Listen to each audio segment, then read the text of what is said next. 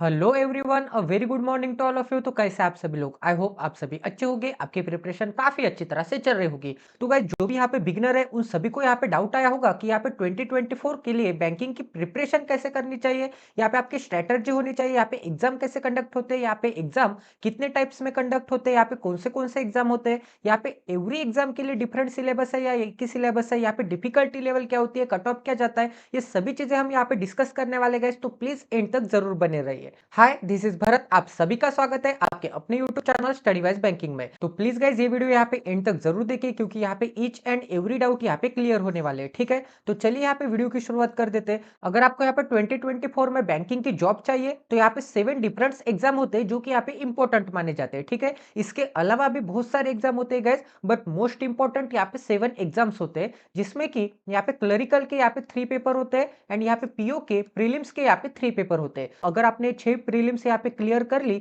तो इसके यहाँ पे 6 मेंस होते हैं। ठीक है, एंड यहाँ पे क्लरिकल के लिए यहाँ पे इंटरव्यू नहीं है, क्लरिकल के कौन से भी पेपर के लिए इंटरव्यू नहीं होगा, बट यहाँ पे पीओ के पेपर के लिए अगर आपने प्री क्लियर कर ली, उसके बाद आपने यहाँ पे मेंस क्लियर कर ली, उसके बाद आपका क्या होगा, इंटरव्यू होगा। ठीक है, सभी को समझ में आ रहा है? अब गाइस, बेसिकली यहाँ पे आरआरबीज की एग्जाम होती है, आईबीपीएस की एग्जाम होती है, एसबीआई की एग्जाम होती है। मतलब आरआरबी क्लर्क के लिए, आईबीपीएस क्लर्क के लिए एंड एसबीआई क्लर्क के लिए। वैसे ही गाइस, यहाँ पे आरआरबी पीओ के लिए एग्जाम होती है, आईबीपीएस पीओ के लिए एग्जाम होती है एंड एसबीआई पीओ की एग्जाम होती है। ठीक है, अब आरआरबी मतलब क्या? Regional rural banks. ठीक है, आईबीपीएस एक इंस्टीट्यूट है जो कि यहाँ पे बैंकिंग एग्जाम से यहाँ पे कंडक्ट करता है एंड यहाँ पे गवर्नमेंट सेक्टर के, इसमें यहाँ पे कितने बैंक्स है गवर्नमेंट सेक्टर के, मतलब यहाँ पे गवर्नमेंट के सबसे ज्यादा शेयर है 50% से अबव वाले, वो ट्रस्टेड बैंक्स यहाँ पे 11 है। ठीक है, 11 बैंक्स की एक यूनियन है जिसे कि यहाँ पे institute of banking personal selection नाम दिया है एंड ये इंस्टीट्यूट यहाँ पे आरआरबी, आईबीपीएस एंड एसबीआई ये तीनों के एग्जाम्स यहाँ पे कंडक्ट करता है। ठीक है, एंड आईबीपीएस के खुद के। अब यहाँ पे आईबीपीएस में तो यहाँ पे 11 बैंक्स है। ठीक है, एसबीआई बैंक तो आप सभी को पता होगी। अब यहाँ पे आरआरबी मतलब यहाँ पे ग्रामीण बैंक जो होते हैं आपके पास, गवर्नमेंट सेक्टर वाले ग्रामीण बैंक, उसे हम क्या बोलते हैं? आरआरबी बोलते हैं। ठीक है, अब गाइस, आपके यहाँ पे 6 तो पेपर हो गए, कंडक्ट हो गए। ठीक है, प्रीलिम्स के। अब आपका एक पेपर आता है आरबीआई असिस्टेंट नाम का। अब आरबीआई मतलब क्या? रिजर्व बैंक ऑफ इंडिया का एक असिस्टेंट लेवल का एक पेपर होता है जो कि यहाँ पे क्लरिकल लेवल जैसा ही होता है। ठीक है, इसकी प्री एकदम इजी होती है गाइस, एकदम क्लरिकल लेवल की होती है। एवरी ईयर यहाँ पे वैकेंसी आती है, but vacancy all over India में से सिर्फ यहाँ पे 800, 700, 600 ऐसी आती है। तो यहाँ पे कट ऑफ भी बहुत ज्यादा हाई जाता है गाइस। यहाँ पे 100 मार्क्स का पेपर होता है, उसमें से यहाँ पे 93, यहाँ पे 95, यहाँ पे 88 ऐसा कट ऑफ जाता है। आपके यहाँ पे स्टेट के हिसाब से ये वेरी कर सकता है एंड वैकेंसी के हिसाब से वेरी कर सकता है। इसकी प्री तो एकदम इजी होती है गाइज, एकदम इजीली आप यहाँ पे प्री क्लियर कर सकते हैं अगर आपकी अच्छी प्रैक्टिस होगी तो। बट गाइज, दिक्कत कहाँ पे आती है? इसके मेंस में। इसकी मेंस बहुत ज्यादा डिफिकल्ट होती है एंड इसकी मेंस क्लियर करना काफी ज्यादा डिफिकल्ट होता है। ठीक है, कोई कोई लोगों को तो प्री क्लियर करना भी काफी डिफिकल्ट जाता है क्योंकि कट ऑफ ही यहाँ पे इतना ज्यादा होता है। अगर आपकी अच्छी प्रैक्टिस होगी तो आप यहाँ पे इसकी प्री भी निकाल सकते हैं एंड मेंस भी निकाल सकते हैं, उसमें कोई यहाँ पे दोहराई नहीं है। ठीक है, आगे यहाँ पे IBPS institute of banking personal selection. अब यहाँ पे आईबीपीएस में कौन से यहाँ पे बैंक्स आते हैं? यहाँ पे 11 बैंक्स आते हैं, मैंने आपको बोला था। तो उसमें Punjab National Bank, Bank of Baroda, Canara Bank, Indian Bank, Bank of India, Central Bank of India, Indian Overseas Bank, Punjab and Sindh Bank, UCO Bank, Union Bank of India, Bank of Maharashtra, ऐसे यहाँ पे टोटल कितने बैंक्स है? 11 बैंक्स है एंड 11 बैंक्स के लिए, इस 11 banks के लिए यहाँ पे पीओ एंड यहाँ पे क्लर्क के लिए, ठीक है, IBPS PO and IBPS clerk के लिए, क्योंकि आईबीपीएस के बैंक से आईबीपीएस के अंडर आते हैं 11 बैंक्स, तो IBPS PO and IBPS clerk के लिए यहाँ पे कितने पेपर होते हैं? आईबीपीएस पीओ का एक पेपर होता है, आईबीपीएस क्लर्क का पेपर होता है। अगर आपने आईबीपीएस पीओ का प्री, यहाँ पे मेंस एंड इंटरव्यू क्लियर कर लिया तो इनमें से आपको यहाँ पे कोई भी एक बैंक अलॉट की जाएगी। ये अपने ऊपर नहीं रहता गाइज, अपन यहाँ पे फॉर्म भरते समय यहाँ पे अरेंजमेंट लगा सकते हैं प्रिपरेशन प्रेफरेंस के हिसाब से, मतलब आपको कौन सी चाहिए आप उसका फर्स्ट प्रेफरेंस दे सकते हैं। बट ये सभी चीजें आपके मार्क्स के ऊपर डिपेंड है एंड आपके स्टेट वाइज यहाँ पे कट ऑफ के ऊपर डिपेंड है। ठीक है, सभी को समझ में आ रहा है? अगर गाइस आपने क्लरिकल की यहाँ पे प्री एंड यहाँ पे मेंस क्लियर कर ली, क्योंकि क्लरिकल के लिए क्या नहीं होता? इंटरव्यू नहीं होता।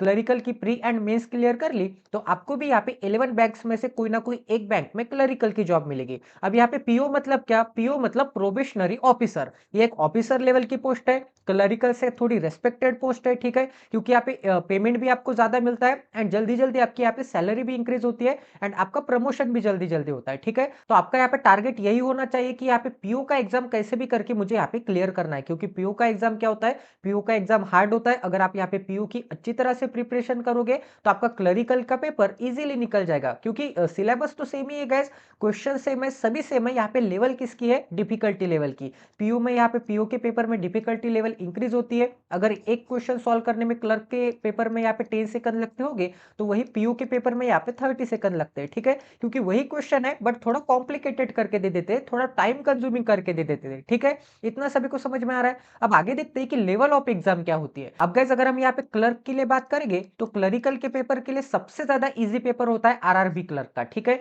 ये पेपर यहाँ पे अगस्त मंथ में होता है एंड आरआरबी के कौन से भी पेपर में, आरआरबी क्लर्क रहने दो या फिर आरआरबी पीओ रहने दो, ये दोनों पेपर में यहाँ पे इंग्लिश नहीं रहता प्री में, ठीक है? यहाँ पे प्री में इंग्लिश नहीं रहता एंड यहाँ पे प्री में कौन से सब्जेक्ट रहते हैं? रीजनिंग एंड यहाँ पे क्वांटिटेटिव एप्टीट्यूड, ये दो ही यहाँ पे सब्जेक्ट रहते हैं। तो RRB clerk and RRB PO का पेपर आपका यहाँ पे काफी अच्छा जा सकता है अगर आपका reasoning and quantitative aptitude strong होगा तो, क्योंकि यहाँ पे इंग्लिश में आप यहाँ पे नहीं बोल सकते कि आपका यहाँ पे एक्यूरेसी कितनी होगी, क्योंकि यहाँ पे इंग्लिश में आपको लगता है कि करेक्ट सॉल्व किया है बट वो यहाँ पे आपका रॉन्ग भी हो सकता है। But reasoning and quantitative aptitude में आप 100% बोल सकते हैं। अगर आपका आंसर आता है तो आपको मार्क करना है, नहीं आता है तो नहीं मार्क करना है। इसका मतलब रीजनिंग एंड क्वांटिटेटिव एप्टीट्यूड ये दोनों ही सब्जेक्ट होते हैं आरआरबी क्लर्क के प्री के एग्जाम में। मैं यहाँ पे प्री की बात कर रहा हूँ, बट आरआरबी क्लर्क के यहाँ पे मेंस के एग्जाम में यहाँ पे इंग्लिश भी होता है, ठीक है? तो इंग्लिश की प्रिपरेशन आप छोड़ नहीं सकते, इंग्लिश की प्रिपरेशन तो आपको करनी है। अगर आपको आरआरबी के प्री में इंग्लिश नहीं मिलेगा तो मेंस में तो है ही हाजिर, ठीक है? इतना सभी को समझ में आ रहा है। अब गाइज वही अगर हम यहाँ पे पीयू की बात करेंगे तो पीयू में सबसे ज्यादा डिफिकल्ट होता है एसबीआई पीयू, ठीक है? क्योंकि एसबीआई पीयू एकदम अच्छी तरह से हर एग्जाम में, हर ईयर में कुछ ना कुछ सरप्राइज लेके आता है, कुछ ना कुछ न्यू क्वेश्चन लेके आता है एंड ये टफेस्ट एग्जाम माना जाता है। मतलब थोड़ा बहुत एक कैट से थोड़ा नीचे लेवल होता है। कैट का अगर आपने एग्जाम दिया होगा एमबीए के लिए, ठीक है, तो उससे थोड़ा नीचे ये लेवल होता है। अब गाइस अगर हम यहाँ पे आईबीपीएस पीयू की बात करेंगे तो आईबीपीएस पीयू कई बार यहाँ पे एसबीआई पीयू के बराबर का होता है या फिर एसबीआई पीयू से थोड़ा कम होता है, ठीक है? आईबीपीएस पीयू भी एसबीआई पीयू को काफी अच्छी टक्कर देता है यहाँ पे अपने डिफिकल्टी लेवल में। तो आईबीपीएस पीयू इतना भी डिफिकल्ट नहीं लगा गाइस मुझे। जब भी मैंने यहाँ पे एग्जाम दिए तो आईबीपीएस पीयू के मेरे प्रीलिम्स के एग्जाम काफी टाइम यहाँ पे निकल चुके हैं। तो आईबीपीएस आपका निकल सकता है, काफी अच्छी पोस्ट है। एसबीआई पीयू में आपको यहाँ पे ज्यादा वर्कलोड होता है एज कंपेयर टू यहाँ पे आईबीपीएस पीयू। सैलरी में 5,000 का डिफरेंस होगा गाइस यहाँ पे SBI PO and IBPS PO में, बट आईबीपीएस पीयू एक काफी ज्यादा एकदम शानदार जॉब मानी जाती है क्योंकि यहाँ पे ज्यादा वर्कलोड नहीं होता। आपको एसबीआई की वर्कलोड तो पता ही होगा, एसबीआई में काफी ज्यादा वर्कलोड होता है गाइस। हाँ, एसबीआई एक प्रेस्टिजियस जॉब है गाइस। एसबीआई में बोलेंगे तो आपको काफी ज्यादा रिस्पेक्ट मिलेगी। बात तो वही है एट द एंड कि यहाँ पे सबसे ज्यादा वर्कलोड होता है, ठीक है? एंड सबसे इजी पीओ में पेपर कौन सा होता है? यहाँ पे आरआरबी पीओ का होता है, ठीक है? सभी को समझ में आ रहा है गाइस। अब गाइस अगर आपने यहाँ पे SBI clerk, IBPS clerk, RRB clerk, SBI PO, IBPS PO, RRB PO, अब आरबीआई असिस्टेंट है, ये कुछ ईयर वैकेंसी आती है, कुछ ईयर नहीं भी आती है, तो उसे आप यहाँ पे स्किप भी कर सकते हैं। तो आपको मेन इंपॉर्टेंट कितने एग्जाम है? यहाँ पे 6 एग्जाम है। तो आपका टारगेट ये होना चाहिए कि 6 एग्जाम के 6 प्री यहाँ पे निकल जाने चाहिए, ठीक है? ये 6 एग्जाम के 6 प्री अगर आपको यहाँ पे 2024 में निकालने हैं तो इसकी बेस्ट स्ट्रेटजी बताऊंगा। अब ये 6 प्री के साथ साथ आपको ये 6 यहाँ पे मेंस भी निकालने हैं एंड यहाँ पे पीओ के 3 इंटरव्यू भी निकालने हैं, ठीक है? आपका ये टारगेट होना चाहिए। अब गाइस यहाँ पे पूरा डिटेल सिलेबस में आपको बताने वाला हूँ, कहाँ से आपको करना है क्वेश्चन, कहाँ से आपको कौन से चैनल को फॉलो करना है, कौन से टीचर को फॉलो करना है, पीडीएफ सोर्स क्या होना चाहिए, सभी चीजें मैं आपको बताने वाला हूँ। तो प्लीज यहाँ पे वीडियो एंड तक जरूर देखिए। अब आपको लग रहा होगा कि यहाँ पे कितने एग्जाम्स होते हैं? 6 एग्जाम होते हैं। तो 6 एग्जाम का डिफरेंट डिफरेंट सिलेबस है क्या? ये क्वेश्चन आपके माइंड में आया होगा। या फिर 6 एग्जाम के लिए आपको डिफरेंट डिफरेंट बैचेस या फिर डिफरेंट डिफरेंट कोर्स ज्वाइन करना होगा, ये माइंड में आपके क्वेश्चन आया होगा। तो मैं आपको एक ही चीज बोलता हूँ, आपको कोई कोर्स बाय करने की जरूरत नहीं है। आपको अलग अलग बैचेस नहीं मिलेंगे, एक ही बैचेस होती है गाइस। एक ही बैच में एक ही सिलेबस होता है एंड एक ही बैच होती है। एक ही सिलेबस में एक ही बैच में आपके सभी 6 एग्जाम्स यहाँ पे कवर किए जाएंगे एंड ये 6 एग्जाम का एग्जाम पैटर्न भी सही होता है। यहाँ पे सिलेक्शन प्रोसेस भी सेम होता है, मेंस के एग्जाम भी सेम कंडक्ट किए जाते हैं, प्री के एग्जाम भी सेम कंडक्ट किए जाते हैं, सभी एग्जाम यहाँ पे सेम कंडक्ट किए जाते हैं। तो आपको एक ही चीज ध्यान में रखनी होगी कि आपको किसके लिए प्रिपेयर होना है, यहाँ पे बैंकिंग एग्जाम्स के लिए प्रिपेयर होना है, ठीक है? बैंकिंग एग्जाम्स में आपको कौन सी भी जॉब मिले, क्लरिकल की मिले, पीओ की मिले, बट आपका यहाँ पे लेवल ऑफ हार्डवर्क कैसा होना चाहिए, यहाँ पे एसबीआई पीओ आपके लिए टारगेट होना चाहिए,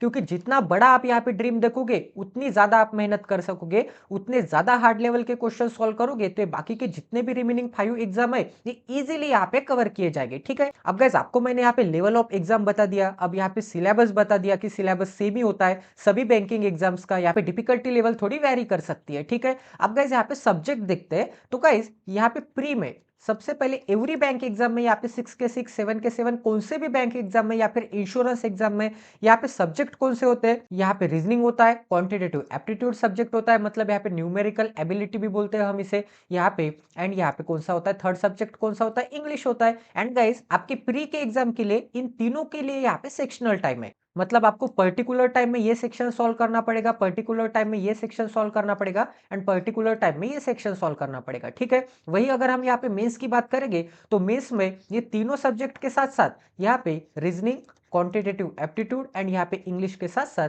यहाँ पे क्या ऐड हो जाता है, यहाँ पे जनरल अवेयरनेस। अब यहाँ पे जनरल अवेयरनेस में कौन से सब्जेक्ट आते हैं, एक तो यहाँ पे करंट अफेयर्स आता है, तो यहाँ पे बैंकिंग अवेयरनेस आता है, ठीक है? एक तो यहाँ पे स्टैटिक फैक्ट्स आता है, मतलब इस बैंक का यहाँ पे हेडक्वार्टर कहाँ पे, यहाँ पे सीईओ कौन है, एमडी कौन है, चेयरमैन कौन है, ऐसे फैक्ट आते हैं। बैंकिंग अवेयरनेस मतलब बैंकिंग से रिलेटेड न्यूज, मतलब करंट अफेयर्स में से जो बैंकिंग के रिलेटेड न्यूज आती है, एसबीआई ने कौन सा ऐप लॉन्च किया है, एसबीआई ने कौन सी स्कीम लॉन्च की है, मतलब स्कीम बड़े सेक्टर पे, ठीक है? एसबीआई ने कौन सी स्कीम लॉन्च की है, आरआरबी की मॉनिटरी पॉलिसी आती है, ऐसे आपको यहाँ पे बैंकिंग अवेयरनेस, ये आपको यहाँ पे 6 मंथ का पूछा जाएगा, ठीक है? आपके मेंस के पहले के यहाँ पे 6 मंथ का आपको यहाँ पे current affairs and general awareness पूछा जाएगा, ठीक है?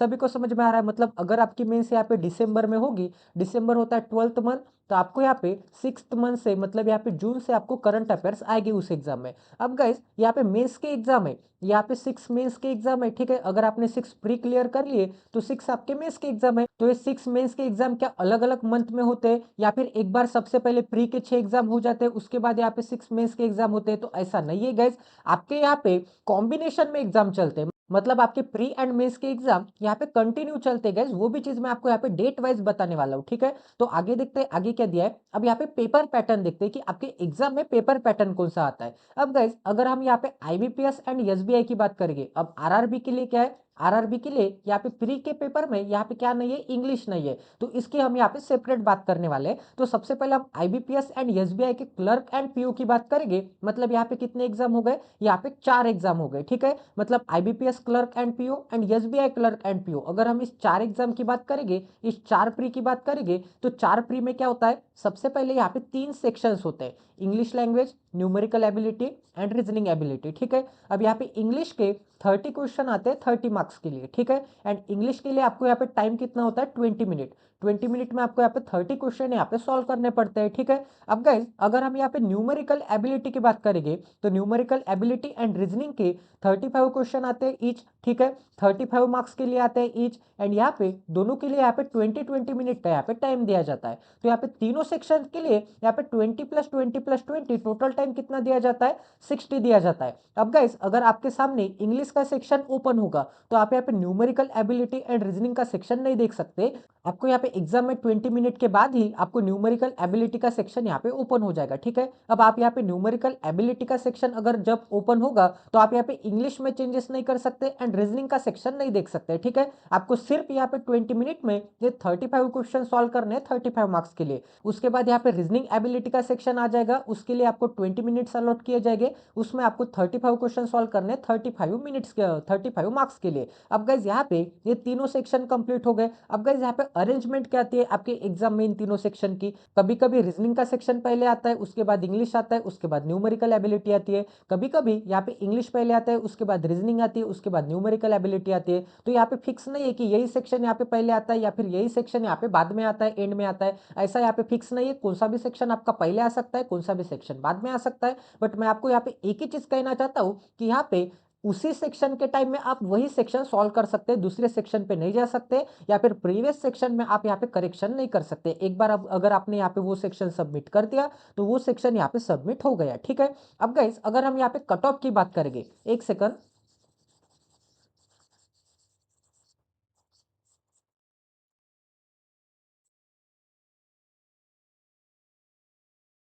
अब गाइस अगर हम यहाँ पे कट ऑफ की बात करेंगे तो यहाँ पे मैंने कितने बोले थे, यहाँ पे 4 एग्जाम्स के 4 प्री के बारे में हमने बात की है। तो आईबीपीएस क्लर्क का यहाँ पे 2023 का कट ऑफ कितना गया था, यहाँ पे 2023 का आईबीपीएस क्लर्क का कट ऑफ गया था यहाँ पे 72 पॉइंट यहाँ पे 75 आउट ऑफ 100 मार्क। ठीक है, ये सभी के सभी कितने आउट ऑफ यहाँ पे 100 मार्क के लिए, क्योंकि यहाँ पे 100 मार्क के लिए आपका यहाँ पे पेपर होता है क्लरिकल का एंड पीओ का प्री का। ठीक है, एंड यहाँ पे आईबीपीएस पीओ का कट ऑफ कितना गया था, यहाँ पे 54.75। एंड गाइज ये सभी यहाँ पे महाराष्ट्र के लिए अवेलेबल है। ठीक है, ये महाराष्ट्र का डाटा है, आपके स्टेट के हिसाब से, आपके वैकेंसी के हिसाब से ये कट ऑफ यहाँ पे इंक्रीज हो सकता है, आपके कास्ट के हिसाब से, कैटेगरी के हिसाब से। तो गाइज यहाँ पे मैंने नोटिस किया है कि यहाँ पे ओबीसी, ठीक है, ओबीसी जनरल एंड यहाँ पे एससी एंड यहाँ पे एसटी, ये चारों के कट ऑफ यहाँ पे आसपास ही रह रहे गैस, क्योंकि यहाँ पे कंपटीशन ही इतना बढ़ गया है। पहले रहता था कि एससी एंड एसटी का कट ऑफ यहाँ पे थोड़ा कम जाता था, बट यहाँ पे मैंने नोटिस किया है कि यहाँ पे ओबीसी के थोड़े 1-2 मार्क यहाँ पे कम हो गए, जनरल के यहाँ पे थोड़े मार्क ज्यादा हो गए, बट यहाँ पे जनरल एंड ओबीसी के तो कट ऑफ तो यहाँ पे सेम ही आते हैं महाराष्ट्र में। इतनी चीज मैंने यहाँ पे नोटिस कर दी है। ठीक है, यहाँ पे एससी एंड एसटी के 1-2 मार्क्स से कम हो सकते हैं या फिर बराबर के भी रह सकते हैं एज कंपेयर टू यहाँ पे कॉम्पिटिशन। तो आपका एक ही टारगेट होना चाहिए कि आपको यहाँ पे जनरल का कट ऑफ लेके आपका टारगेट होना चाहिए। ठीक है, जनरल का कट ऑफ या फिर 100 मार्क्स आउट ऑफ 100 मार्क्स लाने का आपका यहाँ पे टारगेट होना चाहिए। आपको यहाँ पे इंग्लिश में एक्यूरेसी इंक्रीज करनी होगी and numerical ability and reasoning में ज्यादा से ज्यादा प्रैक्टिस करनी होगी। ठीक है, विद स्पीड के साथ, एक्यूरेसी के साथ एंड प्रैक्टिस भी करनी होगी। ठीक है, अब गाइस एसबीआई की बात करेंगे तो आउट ऑफ 100 यहाँ पे कट ऑफ कितना गया था, यहाँ पे 65 पॉइंट यहाँ पे 50। अब यहाँ पे कट ऑफ क्यों कम गया था, क्योंकि यहाँ पे एसबीआई क्लर्क के थोड़े अच्छे वैकेंसी होते हैं, यहाँ पे 6000, इस बार कितने थे, यहाँ पे 8.5 के थे, 8500 वैकेंसी थे। तो यहाँ पे वैकेंसी ज्यादा आते हैं तो यहाँ पे एसबीआई क्लर्क का कट ऑफ भी थोड़ा कम जाता है, बट कॉम्पिटिशन भी यहाँ पे काफी ज्यादा डिफिकल्ट होता है। ठीक है, अब गाइस ये कट ऑफ जो है, अब यहाँ पे एसबीआई पीयू का देख लेते हैं। एसबीआई पीयू का कितना गया था, यहाँ पे 58.25 गया था। अब गाइस ये जो कट ऑफ है ये आपके एग्जाम के ऊपर डिपेंड करता है कि आपकी एग्जाम का डिफिकल्टी लेवल क्या था, प्रीवियस ईयर की डिफिकल्टी लेवल क्या थी, इस बार की डिफिकल्टी लेवल क्या थी, इस बार कितने लोग यहाँ पे अप्लाई कर रहे हैं, इस बार कंपटीशन क्या है, इस बार यहाँ पे कैटेगरी वाइज कंपटीशन क्या है। ठीक है, यहाँ पे वैकेंसी कितने आए, ये सभी चीजों के ऊपर यहाँ पे कट ऑफ लाई करता है एंड यहाँ पे चेंज होते रहता है। ठीक है,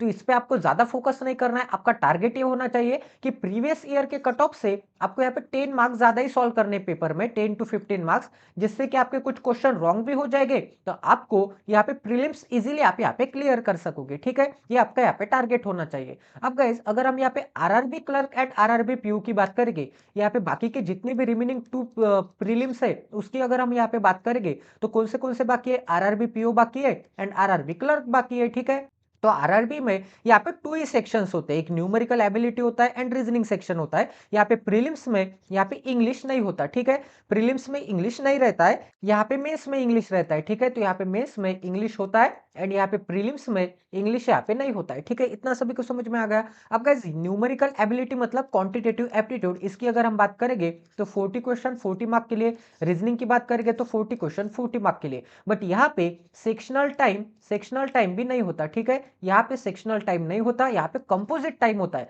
मतलब 45 मिनट में आपको 80 क्वेश्चन सॉल्व करने। आप यहाँ पे रीजनिंग के 40 भी पहले सॉल्व कर सकते हैं, यहाँ पे क्वांटिटेटिव एप्टीट्यूड के भी 40 पहले सॉल्व कर सकते हैं, या फिर 10 यहाँ पे रीजनिंग के, 10 यहाँ पे क्वांटिटेटिव एप्टीट्यूड के, आपको जो इजी लगेगा आप यहाँ पे क्वेश्चन नंबर 1 से क्वेश्चन नंबर 80 तक यहाँ पे पहले के 20 मिनट में भी सॉल्व कर सकते हैं, 30 मिनट में भी सॉल्व कर सकते हैं, 45 मिनट में भी सॉल्व कर सकते हैं, लास्ट 44th मिनट पे भी आप यहाँ पे क्वेश्चन नंबर 1 पे आ सकते हैं। ठीक है, यहाँ पे कोई भी ऐसे रेस्ट्रिक्शन नहीं है, जैसे आपको यहाँ पे स्कूल में पेपर आता था कि आपको 80 क्वेश्चन दिए गए एंड 45 मिनट का टाइम दिया है, तो आपको 45 मिनट में कौन से भी 80 करने हैं। आप यहाँ पे एंड से पेपर देना स्टार्ट कर सकते हैं या फिर स्टार्टिंग से पेपर देना स्टार्ट कर सकते हैं, आपकी मर्जी पे। बहुत सारे एस्पिरेंट क्या करते हैं, रीजनिंग का सेक्शन पहले सॉल्व कर देते हैं, क्योंकि यहाँ पे रीजनिंग एक इंटरेस्टिंग सेक्शन होता है एंड यहाँ पे रीजनिंग के सेक्शन के ऊपर बहुत ज्यादा लोगों की कमांड होती है एज कंपेयर टू यहाँ पे क्वांटिटेटिव एप्टीट्यूड। बट मैं आपको यहाँ पे चैलेंज देता हूँ, प्रॉमिस करता हूँ कि क्वांटिटेटिव एप्टीट्यूड का सेक्शन आपका इतना स्ट्रांग होगा, इतने अच्छे ट्रिक्स के साथ, आपको कोई भी अदर सोर्स को फॉलो करने की जरूरत नहीं है।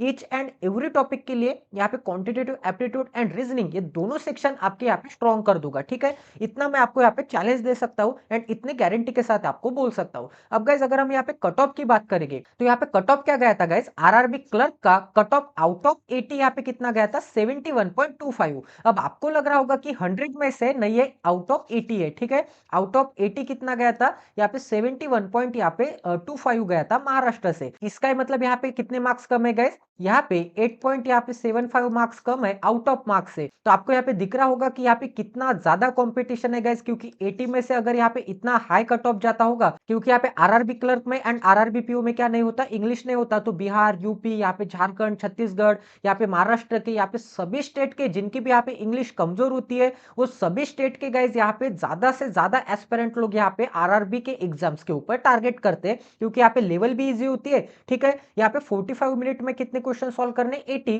तो बहुत सारे एस्पिरेंट तो यहाँ पे 30 मिनट में 35 मिनट में 80 क्वेश्चन सॉल्व कर देते हैं। एंड ये पॉसिबल है गाइस, मैंने खुद देखा है कि ये सॉल्व होते हैं अगर आपकी अच्छी प्रैक्टिस होगी तो गाइस मैं आपसे क्या बोल रहा था कि हाँ, यहाँ पे कंपटीशन क्या होता है, ज्यादा होता है, इसलिए यहाँ पे कट ऑफ भी ज्यादा होती है। बट गाइस अगर हम यहाँ पे पीयू की बात करेंगे तो आउट ऑफ 80 यहाँ पे 46 पे कट ऑफ गया था, क्योंकि पीयू का पेपर ऑब्वियसली यहाँ पे डिफिकल्ट होता है। यहाँ पे पीयू के पेपर में यहाँ पे थोड़ा क्वेश्चन का डिफिकल्टी लेवल इंक्रीज होता है, इसीलिए यहाँ पे पीयू के पेपर में यहाँ पे क्या होता है, कट ऑफ कम होता है। तो आप अगर यहाँ पे क्लरिकल का पेपर ही टारगेट कर रहे होगे तो आपका कभी भी पेपर नहीं निकलेगा। आपको क्या टारगेट करना है, दोनों टारगेट करने, यहाँ पे 6 प्रीलिम्स एंड 6 मेंस टारगेट करने। ऐसे नहीं कि मैं यहाँ पे एक ही पेपर के लिए प्रिपेयर होगा, ऐसा नहीं होता गाइज, क्योंकि यहाँ पे आप देख सकते हैं कि क्लरिकल के पेपर में बहुत ज्यादा कंपटीशन होता है। बट गाइज यहाँ पे मैं आपको और एक चीज बताना चाहता हूँ सरप्राइजिंगली, कि यहाँ पे पीओ का पेपर निकालना इजी है एज कंपेयर टू क्लरिकल का पेपर, क्योंकि क्लरिकल के पेपर में बहुत ज्यादा यहाँ पे क्या होती है, यहाँ पे कंपटीशन होती है। एंड पीओ के पेपर में अगर आपकी अच्छी प्रिपरेशन होगी ना गाइज,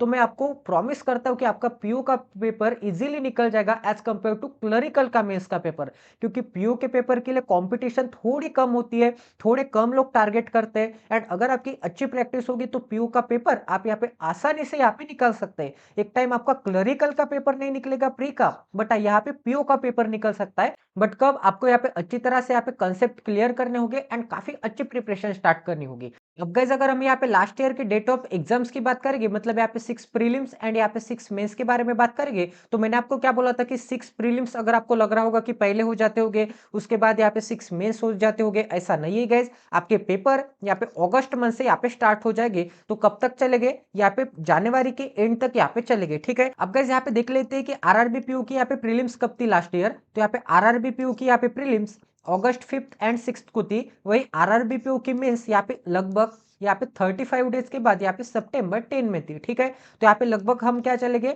लगभग हम यहाँ पे एक मंथ के बाद मान के चलेंगे। ठीक है, तो आपकी जैसे यहाँ पे प्री खत्म हो जाती है, उसके यहाँ पे 15 डेज बाद, उसके 15 डेज बाद आपका रिजल्ट आउट हो जाता है प्रीलिम्स का। एंड उसके 15 डेज बाद या फिर 20 डेज बाद आपकी मेंस की एग्जाम होती है। ठीक है, and every year guys RRB clerk and RRB PO का फाइनल रिजल्ट यहाँ पे मेंस प्लस इंटरव्यू का, अगर आपका पीयू का पेपर होगा तो एंड क्लरिकल का पेपर होगा तो आपका मेंस का रिजल्ट यहाँ पे 1 जन को आता है। ठीक है, एवरी ईयर ये यहाँ पे फिक्स है 1 जन को, मतलब आपकी यहाँ पे सितंबर में मेंस की एग्जाम कंडक्ट हो गई। ठीक है, जिसने भी यहाँ पे मेंस क्लियर किया, पीयू का पेपर है तो इंटरव्यू होगा, मेंस क्लियर किया तो उसका यहाँ पे इंटरव्यू होगा, तो यहाँ पे सभी चीजें यहाँ पे कंप्लीट हो जाती है आपकी। तो यहाँ पे 1 जन को आपका फाइनल रिजल्ट आ जाएगा क्लर्क का एंड यहाँ पे पीओ का, दोनों का। ठीक है, एवरी ईयर ये यहाँ पे सेम होता है। अब गाइस अगर हम यहाँ पे आरआरबी क्लर्क की बात करेंगे प्रीलिम्स की, तो अगस्त मंथ में ही पेपर था 12, 13 और 19 तारीख को। एंड आरआरबी क्लर्क यहाँ पे मेंस की बात करेंगे तो यहाँ पे सितंबर 16 को था। अब गाइस आप यहाँ पे देख सकते हैं कि अगस्त 19 को यहाँ पे आरआरबी क्लर्क की प्रीलिम्स कंडक्ट हो चुकी है। उसके बाद यहाँ पे 10 सितंबर को आईबीपी आरआरबी पीओ की मेंस थी। उसके बाद यहाँ पे 16 सितंबर को, मतलब लगभग यहाँ पे कितने दिन बाद गए, यहाँ पे 19 से यहाँ पे 16 तक जाएंगे तो कितने दिन बाद, यहाँ पे 27 डेज बाद यहाँ पे क्या थी, यहाँ पे 19 से 27 डेज बाद क्या थी, आरआरबी क्लर्क की यहाँ पे मेंस थी। तो मैंने आपको क्या बोला था, लगभग यहाँ पे एक मंथ या फिर यहाँ पे लगभग 25 डेज 35 डेज, ऐसे जब आपकी प्रीलिम्स खत्म हो जाएगी उसके यहाँ पे 35 25 या फिर 30 डेज बाद ही आपकी मेंस की एग्जाम शेड्यूल की जाएगी। तो आपको मेंस के लिए बिल्कुल भी टाइम नहीं मिलेगा गाइज, क्योंकि मेंस क्लियर करना होगा तो आपको यहाँ पे अभी से प्रिपरेशन स्टार्ट करनी होगी, क्योंकि तब तो आपको बिल्कुल टाइम नहीं मिलेगा। आप यहाँ पे देख भी सकते हैं, अगर हम यहाँ पे आईबीपीएस क्लर्क की प्रीलिम्स की बात करेंगे तो अगस्त मंथ में थी। अब आपने यहाँ पे एक चीज नोटिस की क्या गाइज, अगर आपका यहाँ पे आरआरबी पीओ का प्रीलिम्स का एग्जाम था 5th एंड 6th को, फिर आपका आरआरबी क्लर्क का अगस्त मंथ में एग्जाम था यहाँ पे 19 तक चला, फिर यहाँ पे आपको अगर आपका आरआरबी पीयू का प्री निकल गया एंड आरआरबी पीयू का आरआरबी क्लर्क का प्री भी निकल गया। ठीक है, अगर आपको यहाँ पे दोनों डेट को सितंबर में आपके दोनों डेट को यहाँ पे मेंस शेड्यूल है। बट गाइस आपको यहाँ पे आईबीपीएस क्लर्क का प्रीलिम्स भी देना है अगस्त मंथ में, ठीक है। तो आपको ऐसे नहीं बोलेगा कि आपका मेंस है सितंबर 10 एंड 16 को, तो आईबीपीएस पीओ का यहाँ पे मैं प्रीलिम्स नहीं दूंगा, क्योंकि यहाँ पे आईबीपीएस पीओ का प्रीलिम्स भी कब था, अगस्त मंथ में था, 26, 27 एंड 2 ऑफ सितंबर को। अगर आपकी शिफ्ट यहाँ पे 2 ऑफ सितंबर में आई होगी आईबीपीएस क्लर्क की, तो आपको यहाँ पे 10 ऑफ सितंबर को देना ही है आईबीपीएस पीओ की मेंस, ठीक है। तो आपके लिए 80 डेज बचेंगे, तो आप ऐसा नहीं बोल सकते कि अब मैं यहाँ पे क्लरिकल का ही पढ़ाई करूंगा, यहाँ पे मेंस की पढ़ाई नहीं करूंगा, या फिर मेंस की पढ़ाई करूंगा, यहाँ पे क्लरिकल की पढ़ाई नहीं करूंगा। तो आपको अभी से प्रिपेयर होना है, आपको अभी से यहाँ पे प्री प्लस मेंस साथ लेके चलना है गाइस, तभी आपका यहाँ पे सिलेक्शन हो जाएगा। करंट अफेयर्स डेली करना है, मैं आपको बताते जाऊंगा कि करंट अफेयर आपको कौन से मंथ से करना है, ठीक है, क्योंकि यहाँ पे 6 मंथ बिफोर का ही आता है, तो लगभग यहाँ पे मार्च मंथ से आप यहाँ पे कर सकते हैं। क्योंकि फर्स्ट मेंस आपको यहाँ पे कब दिख रही है, फर्स्ट मेंस आपको यहाँ पे सितंबर में दिख रही है, तो सितंबर से पहले अगर आप यहाँ पे 6 मंथ काउंट करोगे, तो लगभग यहाँ पे मार्च से आप यहाँ पे करंट अफेयर पढ़ना स्टार्ट कर सकते हैं, ठीक है। आपको यहाँ पे कोई भी यूट्यूब चैनल पे एक अच्छा सोर्स मिल जाएगा वीडियो का, आप वीडियो से यहाँ पे प्रैक्टिस कर सकते हैं। करंट अफेयर के काफी ज्यादा टीचर है, आपको जिस भी टीचर से समझ में आता होगा उस टीचर को आप यहाँ पे फॉलो कर सकते हैं। अब गाइस यहाँ पे आईबीपीएस क्लर्क का प्रीलिम्स सितंबर 2 को कंप्लीट हो गया था सक्सेसफुली, यहाँ पे डे 3 का, ठीक है।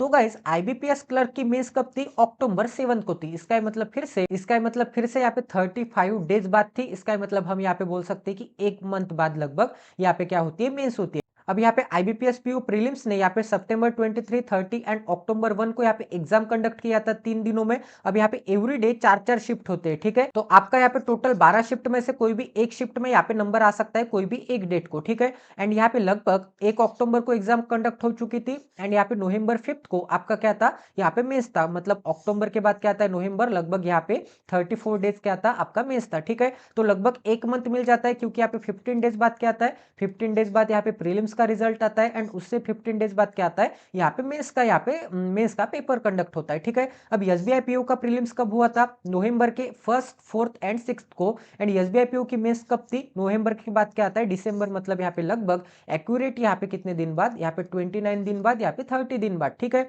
अब गाइस एसबीआई क्लर्क की जो प्रीलिम्स है ये इस बार यहाँ पे थोड़ी लेट हो चुकी है। अब यहाँ पे 2024 के, मतलब यहाँ पे अभी चालू है गाइस ये एग्जाम, यहाँ पे जनवरी 5 को कंडक्ट हो चुकी थी, कल यहाँ पे कंडक्ट हो चुकी थी, यहाँ पे डे नंबर 2 की एंड डे नंबर 1 की, ठीक है। अब यहाँ पे 11th एंड 12th को यहाँ पे 2 डे बाकी है यहाँ पे एसबीआई क्लर्क के एग्जाम कंडक्ट करने के लिए, एंड यहाँ पे एसबीआई क्लर्क की मेंस कब शेड्यूल्ड होगी इसकी डेट अभी फिक्स नहीं है, क्योंकि यहाँ पे 12th ऑफ जनवरी को यहाँ पे लास्ट डे कंप्लीट हो जाएगा एसबीआई क्लर्क का। उससे यहाँ पे 20 डेज बाद यहाँ पे प्रीलिम्स का रिजल्ट आ जाएगा। 20 डेज बाद मतलब यहाँ पे 31st ऑफ जन तक यहाँ पे प्रीलिम्स का रिजल्ट आ सकता है। उससे यहाँ पे 20 डेज बाद मतलब 20th ऑफ नवंबर को, सॉरी फेब को, आपका यहाँ पे मेंस का एग्जाम यहाँ पे शेड्यूल हो सकता है, ठीक है। अब गाइस अगर हम यहाँ पे सिलेबस की बात करेंगे, तो रीजनिंग का सिलेबस में क्या आता है, यहाँ पे पजल्स प्लस सिटिंग अरेंजमेंट आती है। तो रीजनिंग का सेक्शन कितने मार्क का था गाइस, रीजनिंग का सेक्शन यहाँ पे 35 मार्क का था, एंड यहाँ पे क्वेश्चन कितने थे, यहाँ पे 35 क्वेश्चन थे, ठीक है। तो 35 मार्क का मैं आपको यहाँ पे डिस्ट्रीब्यूशन बता देता हूँ। तो यहाँ पे पजल्स एंड सिटिंग अरेंजमेंट में कितने मार्क्स आते हैं, यहाँ पे 20 मार्क्स आते हैं। सिलोगिज्म पे यहाँ पे 3 से लेके यहाँ पे 5 मार्क्स आते हैं, एंड ये दोनों टॉपिक यहाँ पे काफी ज्यादा इंपॉर्टेंट है, puzzles, sitting arrangement and syllogism. Inequality पे यहाँ पे 3 टू यहाँ पे 4 मार्क्स आते हैं, ठीक है। इनइक्वालिटी ये तीनों मार्क यहाँ पे काफी ज्यादा इंपॉर्टेंट है। डिस्टेंस एंड डायरेक्शन पे भी आपके 3 मार्क्स से लेके 5 मार्क्स तक आपको यहाँ पे क्वेश्चन में, एग्जाम में यहाँ पे क्वेश्चन आ सकता है, ठीक है। कोडिंग डी कोडिंग पे आपको 3 मार्क्स से लेके 5 मार्क्स तक क्वेश्चन आ सकता है। ब्लड रिलेशन पे भी आपको 3 मार्क्स से लेके 5 मार्क्स तक क्वेश्चन आ सकता है। ऑर्डर एंड रैंकिंग पे भी आपको यहाँ पे 3 मार्क्स का एक क्वेश्चन आ सकता है। अल्फाबेट टेस्ट पे यहाँ पे 5 मार्क का क्वेश्चन आ सकता है। नंबर टेस्ट पे यहाँ पे 5 मार्क का क्वेश्चन आ सकता है। अल्फा न्यूमेरिक सीरीज पे भी यहाँ पे 5 मार्क का क्वेश्चन आ सकता है, ठीक है। सभी को समझ में आ रहा है। अब यहाँ पे कंपलसरी नहीं है कि सभी टॉपिक आ जाएंगे गाइस, बट यहाँ पे 101% कंपलसरी क्या है, ये यहाँ पे पजल्स एंड सिटिंग अरेंजमेंट, ठीक है। ये पजल्स एंड सिटिंग अरेंजमेंट 101% यहाँ पे कंपलसरी है। एंड गाइस मैंने यहाँ पे जितने भी पेपर एनालिसिस किए यहाँ पे प्रीलिम्स के, यहाँ पे 2019 से मैं यहाँ पे पेपर एनालिसिस कर रहा हूँ, तो 101% आने वाले कौन से टॉपिक है मैं आपको बता देता हूँ। ये भी एक गेस वर्क ही है, एनालिसिस के बाद भी मैंने आपको बोल दिया है, क्योंकि यहाँ पे टोटल यहाँ पे 12 शिफ्ट शिफ्ट होते हैं एक एग्जाम के। अगर हम आईबीपीएस क्लर्क की बात करेंगे तो वो पेपर 4 दिन तक चलता है एंड एवरी डे यहाँ पे 4-4 शिफ्ट होते हैं। तो एवरी शिफ्ट में आपको यहाँ पे डिफरेंट यहाँ पे क्वेश्चन आते हैं, डिफरेंट पेपर पैटर्न आता है। कोई शिफ्ट यहाँ पे हार्ड होती है, कोई शिफ्ट यहाँ पे थोड़ी वीक होती है, तो उसका टेंशन नहीं गाइस। जो भी शिफ्ट हार्ड होगी उनके मार्क्स ऑटोमेटिकली यहाँ पे इंक्रीज हो जाते हैं एंड जो भी शिफ्ट यहाँ पे इजी होगी उनके मार्क्स यहाँ पे ऑटोमेटिकली यहाँ पे डिक्रीज हो जाते हैं, ठीक है। तो इसे हम क्या बोलते हैं, इसे हम यहाँ पे नॉर्मलाइजेशन बोलते हैं। तो आपको टेंशन लेने की बात नहीं है, अगर आपकी शिफ्ट हार्ड आती है तो आपके मार्क्स ऑटोमेटिकली 3-4 मार्क बढ़ जाएंगे as compare to other shift वाले से, ठीक है। अगर आपने यहाँ पे 60 का पेपर सॉल्व किया होगा एंड आपकी यहाँ पे difficulty level shift hard I होगी तो आपके ऑटोमेटिकली रिजल्ट के बाद नॉर्मलाइजेशन होगा तो आपके मार्क्स 64, 65, 63 ऐसे ऑटोमेटिकली यहाँ पे इंक्रीज हो जाएंगे, ठीक है। तो आईबीपीएस कभी भी यहाँ पे चीटिंग नहीं करता, मार्क्स देते समय एकदम बराबरी के मार्क्स देता है। तो आपको सिर्फ आपके प्रिपरेशन पे फोकस करना है। तो यहाँ पे मैं एक्यूरेट बता देता हूँ कि कौन से क्वेश्चन आते हैं। तो सिलोगिज्म 100% आता है, इनइक्वालिटी कभी कभार देखने को मिलता है, ठीक है, कभी कभार कुछ शिफ्ट में नहीं देखने को मिलता है, बट ये भी एक इंपॉर्टेंट टॉपिक है। Distance and direction important topic है, ठीक है। यहाँ पे फिर कौन सा अल्फा न्यूमेरिक सीरीज एक इंपॉर्टेंट टॉपिक है, कोडिंग डिकोडिंग एक इंपॉर्टेंट टॉपिक है एंड ब्लड रिलेशन एक इंपॉर्टेंट टॉपिक है, ठीक है। ऑर्डर रैंकिंग कोई कोई शिफ्ट में आती है, कोई कोई शिफ्ट में नहीं आती है, बट आपको प्रिपेयर करते समय ये सभी टॉपिक यहाँ पे अच्छी तरह से यहाँ पे प्रिपेयर करने होंगे, ठीक है। तो सबसे ज्यादा यहाँ पे रीजनिंग सेक्शन में सबसे ज्यादा इंपॉर्टेंट क्या है, यहाँ पे 35 में से यहाँ पे 20 मार्क्स किस पे आते हैं, यहाँ पे पजल एंड सिटिंग अरेंजमेंट पे आते हैं। तो ये पजल एंड सिटिंग अरेंजमेंट के लिए कौन सा सोर्स को फॉलो करना पड़ेगा, ये सभी चीजें मैं आपको बताने वाला हूँ इसी चैनल के प्लेलिस्ट सेक्शन में। यहाँ पे स्टडी वाइज बैंकिंग चैनल के प्लेलिस्ट सेक्शन में आपको एक 1000 पजल सीरीज नाम की प्लेलिस्ट मिलेगी। वहां पे पजल्स एंड यहाँ पे सिटिंग अरेंजमेंट ये सभी चीजें मैं यहाँ पे 1000 पजल्स कंडक्ट करने वाला हूँ, 1000 सिटिंग अरेंजमेंट कंडक्ट करने वाला हूँ। वहां पे आप एक बार जाके कमेंट देख सकते हैं, वहां पे इतने अच्छे कमेंट है गाइस एंड इतने लोगों के डाउट्स क्लियर हो चुके हैं। क्योंकि गाइस यहाँ पे सर्कुलर सिटिंग अरेंजमेंट, यहाँ पे सर्कुलर सिटिंग अरेंजमेंट बहुत सारे लोग यहाँ पे सर्कल से बनाते हैं, बट गाइस वहां पे मैंने लाइन मेथड से कैसे बना सकते हैं, एक फास्टेस्ट वे में, एक बेस्ट वे में कैसे आप यहाँ पे डील कर सकते हैं क्वेश्चन के साथ, आपका अप्रोच क्या होना चाहिए, सभी चीजें मैंने वहां पे डिटेल वे में एक्सप्लेन कर दी है। वहां पे अभी तक मैंने यहाँ पे 150 प्लस पजल कंडक्ट किए। तो प्लीज गाइज आपको क्या करना है, आपको यहाँ पे सेट नंबर 1 से यहाँ पे सेट नंबर 150 तक एकदम आसानी से ये सीरीज यहाँ पे कंटिन्यू चलती रहेगी अगर आपका ऐसे ही पैर एंड सपोर्ट बना के रखा तो, ठीक है। तो आपको सेट नंबर 1 से सेट नंबर 150 तक अच्छी तरह से एक एक पजल यहाँ पे ध्यान से समझनी होगी एंड इतनी डिटेल वे में एक्सप्लेन किया है ना गाइज, इतने अच्छी तरह से एक्सप्लेन किया है कि कोई भी यहाँ पे 5th क्लास का बच्चा भी होगा तो उसे भी समझ में आ जाएगा, ठीक है। अब गाइज अगर हम यहाँ पे सिलोगिज्म की बात करेंगे तो इसके लिए भी आपको कोई भी अदर चैनल पे भटकने की जरूरत नहीं है, क्योंकि अदर चैनल पे भटक के लोग हमारे चैनल पे आते हैं। आप कमेंट सेक्शन में पढ़ सकते हैं, बहुत सारे कैंडिडेट मुझे बोलते हैं कि यहाँ पे मेरा उस चैनल पे नहीं हुआ था, समझ में नहीं आता, मैं बहुत दिनों से भटक रहा था। सिलोगिज्म यहाँ पे एक एक साल निकल जाता है, यहाँ पे एक एक साल चला जाता है, बट सिलोगिज्म के कंसेप्ट क्लियर नहीं होते। सिलोगिज्म में अभी भी यहाँ पे कंफ्यूजन है बहुत सारे लोगों को। तो प्लीज गाइज इसी चैनल के प्लेलिस्ट सेक्शन में एक सिलोगिज्म सीरीज नाम की प्लेलिस्ट अवेलेबल है, ठीक है।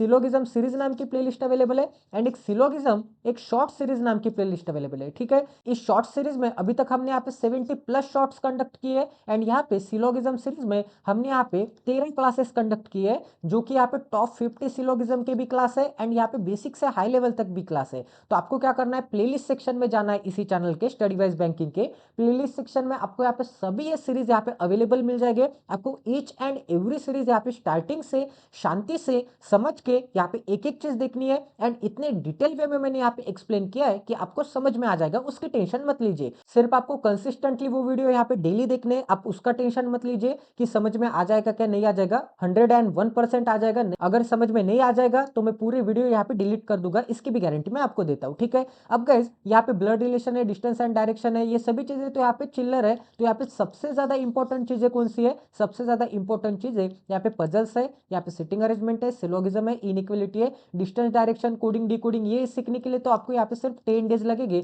सिखा दूंगा तो मैं यहाँ पे 10 डेज में ही एंड प्रैक्टिस के लिए आपको यहाँ पे मैं पीडीएफ सोर्स भी बोल दूंगा, ठीक है। तो बिल्कुल टेंशन मत लीजिए, बहुत जल्द आने वाले दिनों में ये सभी यहाँ पे सेशंस के ऊपर, यहाँ पे सभी टॉपिक के ऊपर यहाँ पे क्लासेस लेने वाला हूँ। अब गाइस अगर हम यहाँ पे रीजनिंग की बात करेंगे, अब गाइस आप यहाँ पे कमेंट भी पढ़ सकते हैं, यहाँ पे पढ़ा के बता देता हूँ। यहाँ पे क्या बोला है, यहाँ पे भैया जी पूरा अक्खा वाईटी पे कोई आप जैसे पजल नहीं पढ़ाते हैं, ठीक है। मैं भगवान का शुक्रगुजार हूँ कि ये चैनल मुझे मिल गया, ठीक है। मैं अंकुश सर की वीडियो देख रहा था, पर जो कमियां उनकी वीडियो में थी वो कमियां आपकी वीडियो में पूरे होते हुए दिखी है। हर एक चीज़ को नहीं छोड़ा है आपने, ठीक है। कोई भी 6 या फिर 7 साल का बच्चा भी देखेगा तो समझ जाएगा। ट्रस्ट मी भैया, कोई अगर बिगिनर आपके चैनल पे फर्स्ट टाइम विजिट करेगा, वो विदाउट सब्सक्राइब करके नहीं जा पाएगा। Thank you so much. देखना बहुत जल्द ही आपके चैनल पे सब्सक्राइबर की काउंट 5 डिजिट के में जाने वाली है, ठीक है। तो ऐसा कौन बोल रहे हैं? ये स्टांस बॉयज बोल रहे हैं। Thank you so much stance boys. तो आप देख सकते हैं कि यहाँ पे कितना अच्छा सपोर्ट मिला है। अब आप ये वाली कमेंट पढ़ सकते हैं, यहाँ पे क्या बोला? Thank you so much for your great effort, I have learn from you, I have developed understanding about puzzle. ऐसे गाइज यहाँ पे हजारों कमेंट है, ठीक है। मैंने कुछ यहाँ पे सिलेक्टेड ही यहाँ पे कमेंट लाए हैं, जो कि यहाँ पे मैंने स्क्रीनशॉट ले लिए फास्ट वे में पीडीएफ बनाते बनाते। तो गाइज ऐसे हजारों कमेंट है, आपको मैं यहाँ पे वीडियो भी बताने वाला हूँ, यहाँ पे आपको शॉर्ट्स भी अवेलेबल कर दूंगा बहुत जल्द कि यहाँ पे कितने कमेंट है। आपको लग रहा होगा कि कुछ सिलेक्टेड ही कमेंट है, ये मेरे ही लोग हैं, मैं किसी को नहीं जानता गाइज। आप देख सकते हैं यहाँ पे, आप एवरी वीडियो आप यहाँ पे स्टार्टिंग से देखिए, वहां पे आपको हजारों कमेंट मिल जाएंगे गाइज। यहाँ पे पूरे सीरीज में, पूरे वीडियो में अभी तक मैंने यहाँ पे 490 प्लस वीडियो कंडक्ट किए, ठीक है। 490 प्लस वीडियो कंडक्ट किए, जो कि काफी ज्यादा मीनिंगफुल है एंड जो कि काफी अच्छे क्वालिटी के, ठीक है। एंड ये सभी वीडियोस के नीचे आप यहाँ पे देख सकते हैं कि कमेंट कितने अच्छा अच्छा है। अब गाइज ये क्या बोल रही है, आपका वीडियो ना बहुत हेल्पफुल है मुझे, प्लीज आप ना कंटिन्यू वीडियो बनाते रहिए। मेंस के पजल की वीडियो भी बहुत अच्छे से एक्सप्लेन करके सॉल्व किया है, प्लीज मेंस के पजल कंटिन्यू सॉल्व कीजिए, ठीक है। ऐसा कौन बोल रही है? अंकिता शुक्ला जी बोल रहे हैं, ठीक है। अब गाइस आगे देखते हैं, आगे क्या बोला है? इतने कम views, sir you are great, still continue, no matter how many views get, but provide a good content for your bright future, for our bright future, ठीक है। तो ऐसे सभी लोगों ने यहाँ पे सपोर्ट दिखाया गाइस, तो प्लीज एक बार वहां पे आप जाके विजिट कर सकते हैं, वहां पे देख सकते हैं। अब गाइस अगर हम यहाँ पे सिंप्लीफिकेशन की बात करेंगे, तो सिंप्लीफिकेशन के लिए यहाँ पे क्लरिकल के पेपर के लिए एंड पीओ के पेपर के लिए, सिंप्लीफिकेशन क्लरिकल के पेपर में यहाँ पे 35 में से यहाँ पे 15 मार्क्स का आता है, एंड वही पीओ के पेपर में यहाँ पे 5 मार्क्स का आता है 35 में से, ठीक है। तो सिंप्लीफिकेशन काफी ज्यादा वेटेज रखता है गाइस। तो सिंप्लीफिकेशन आपको यहाँ पे 3 मिनट में 15 क्वेश्चन सॉल्व करने पड़ते हैं, 3 मिनट में 15 क्वेश्चन सॉल्व करने पड़ते हैं। तो सिंप्लीफिकेशन के आपकी काफी ज्यादा ट्रिक अच्छी होनी चाहिए, अप्रोच अच्छा होना चाहिए, आपका कैलकुलेशन का अप्रोच, आपका यहाँ पे एडिशन सब्ट्रैक्शन का approach, each and every approach with यहाँ पे स्पीड के साथ। तो सिंप्लीफिकेशन कहाँ से करें? कहीं पे भी भटकने की जरूरत नहीं है guys. Study wise banking YouTube channel पे, इसी चैनल पे यहाँ पे एक सिंप्लीफिकेशन सीरीज नाम की प्लेलिस्ट अवेलेबल है, ठीक है। सिंप्लीफिकेशन सिंप्लीफिकेशन सीरीज नाम की प्लेलिस्ट अवेलेबल है। यहाँ पे हम 1000 प्लस सिंप्लीफिकेशन के क्वेश्चन करने वाले, एंड मैं प्राउड के साथ बोलना चाहता हूँ कि अभी तक हमने यहाँ पे 700 प्लस सिंप्लीफिकेशन के क्वेश्चन यहाँ पे 38 क्लास में कंडक्ट कर लिए, ठीक है। यहाँ पे 38 क्लास लिए हैं मैंने, ईच क्लास यहाँ पे 20 मिनट की है। तो अगर अब तक आपने ये सीरीज नहीं देखी है तो प्लीज गाइज जाके देख लीजिए, एंड मैं गारंटी देता हूँ इसके सिंप्लीफिकेशन के सभी यहाँ पे एग्जाम्स के क्वेश्चन यहाँ पे इस सीरीज में आपको यहाँ पे कवर किए जाएंगे, ठीक है। तो यहाँ पे 700 प्लस क्वेश्चन कंडक्ट किए, इतने क्वेश्चन कोई भी यूट्यूब चैनल पे भी नहीं है, कोई भी पेड कोर्स पे भी नहीं है, कोई भी बुक्स में नहीं है, कोई भी किताब में नहीं है, कोई भी पीडीएफ में नहीं है। तो प्लीज गाइस ट्रस्ट कीजिए, काफी अच्छा कंटेंट है। तो ये सभी वीडियो आपको यहाँ पे देख लेने हैं, ठीक है, सिंप्लीफिकेशन सीरीज के। अब गाइस यहाँ पे क्वाड्रेटिक इक्वेशन के लिए क्या करना है? क्वाड्रेटिक इक्वेशन के लिए भी मैं यहाँ पे काफी ज्यादा गर्व के साथ, काफी ज्यादा प्राउड के साथ बोल सकता हूँ कि यहाँ पे मार्केट में 4 स्टेप मेथड से सिंपली क्वाड्रेटिक इक्वेशन के क्वेश्चन सॉल्व किए जाते हैं, या फिर उससे भी घटिया मेथड इस्तेमाल की जाती है। बट मैं काफी गर्व से कहना चाहता हूं कि यहाँ पे मैंने 2 स्टेप मेथड में यहाँ पे क्वाड्रेटिक इक्वेशन के आंसर आप कैसे निकाल सकते हैं, यहाँ पे साइन मेथड क्या होती है, ये सभी चीजें मैंने यहाँ पे डिटेल वे में एक्सप्लेन की है। इसी चैनल के प्लेलिस्ट सेक्शन में एक 500 क्वाड्रेटिक इक्वेशन नाम की आपको प्लेलिस्ट मिलेगी। वहां पे अभी तक हमने 110 प्लस यहाँ पे क्वाड्रेटिक इक्वेशन के क्वेश्चन कंप्लीट भी कर लिए यहाँ पे 10th क्लास में, ठीक है। 10 क्लासेस में हमने यहाँ पे 110 क्वेश्चन कंप्लीट कर लिए। हमारा टारगेट ये है कि हम यहाँ पे 500 क्वेश्चन कंप्लीट करें, या फिर उससे भी ज्यादा क्वेश्चन करें, अगर आपका सपोर्ट ऐसे ही बना के रहा तो, ठीक है। तो आपको यहाँ पे सिंप्लीफिकेशन एंड क्वाड्रेटिक इक्वेशन के लिए तो बिल्कुल भी टेंशन नहीं लेना है। अब गाइस नंबर सीरीज, तो नंबर सीरीज के लिए हमारे चैनल पे कोई भी वीडियो अपलोडेड नहीं है। तो नंबर सीरीज के लिए आपको यूट्यूब पे टाइप करना है कि number series, missing number series, wrong number series, तो आपको बहुत सारे वीडियो मिल जाएंगे, वहां पे आपको सीख लेना है। बहुत जल्दी नंबर सीरीज के लिए भी मैं यहाँ पे टॉप 1000 यहाँ पे नंबर सीरीज की एक प्लेलिस्ट लेके आ जाऊंगा। उसमें यहाँ पे 5 मिसिंग नंबर सीरीज हो गए, एंड यहाँ पे 500 यहाँ पे रॉन्ग नंबर सीरीज हो गए। अब यहाँ पे मिसिंग नंबर सीरीज मतलब क्या? अब यहाँ पे क्या है, 2, 4, यहाँ पे 8, ठीक है, यहाँ पे 10, 12। अब गाइस यहाँ पे क्वेश्चन मार्क है, ये क्या है? यहाँ पे मिसिंग नंबर सीरीज है, ठीक है, क्योंकि यहाँ पे ये टर्म क्या है, यहाँ पे मिसिंग है। अब रॉन्ग नंबर सीरीज मतलब क्या? 2, 4, 8, 10, 12, एंड यहाँ पे अगर 7 होगा, ठीक है। अब गाइस यहाँ पे रॉन्ग टर्म कौन सी है? क्योंकि यहाँ पे 2 4 यहाँ पे क्या आना चाहिए था, 6 आना चाहिए था, क्योंकि यहाँ पे 2 से यहाँ पे बढ़ रहा है, यहाँ पे 6 आना चाहिए था, तो यहाँ पे क्या आ गया, यहाँ पे 7 आ गया। इसका मतलब ये 7 क्या है, यहाँ पे रॉन्ग टर्म है। तो ये क्या है, ऊपर वाली मिसिंग नंबर सीरीज, ये क्या है, यहाँ पे रॉन्ग नंबर सीरीज। ठीक है, सभी को समझ में आ गया। अब कैसे मिसिंग नंबर सीरीज भी कंडक्ट हो गई। अब यहाँ पे डेटा इंटरप्रिटेशन के लिए इसी चैनल के प्लेलिस्ट सेक्शन में एक डेटा इंटरप्रिटेशन नाम की प्लेलिस्ट अवेलेबल है। ठीक है, वहां पे अभी तक हमने यहाँ पे 10 डेटा इंटरप्रिटेशन के क्वेश्चन के, एंड मैं चैलेंज करता हूँ कि एवरीडे मैं यहाँ पे 3 to 4 यहाँ पे डेटा इंटरप्रिटेशन के सेट करवाऊंगा, मतलब 12 से यहाँ पे 15 क्वेश्चन करवाऊंगा, जिससे कि आपके अगस्त मंथ के प्रीलिम्स तक आपको कोई भी दिक्कत नहीं आ जाएगी गाइज।